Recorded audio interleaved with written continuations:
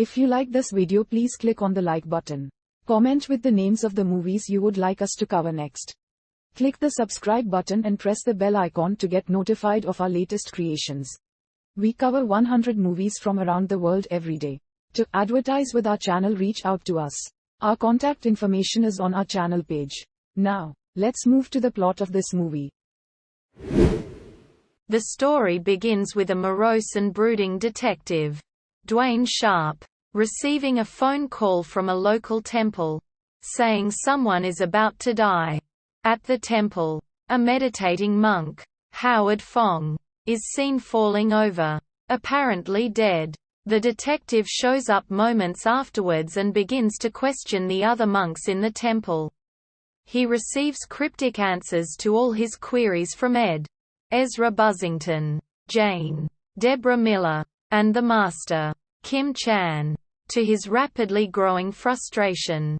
Single quote. The detective continues to treat the case as a murder, although both Jane and Ed insist that they did not kill the dead man.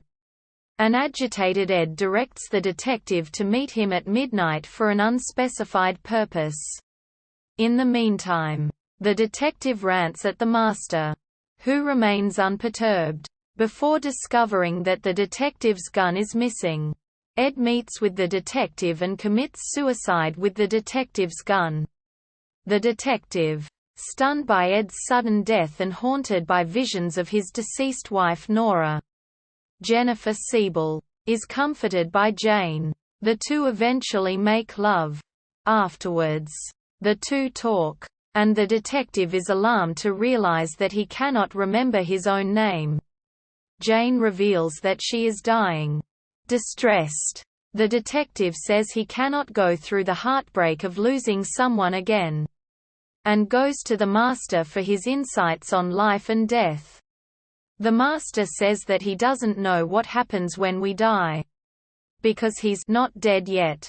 He does, though, calm the detective with a lecture on interconnectedness.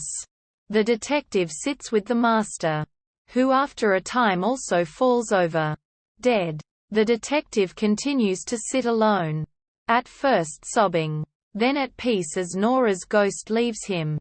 The film ends with a shaven-headed detective sitting with Jane, holding hands. He asks Jane how long she has to live, and she says she doesn't know. The detective accepts this, and they continue to sit together quietly.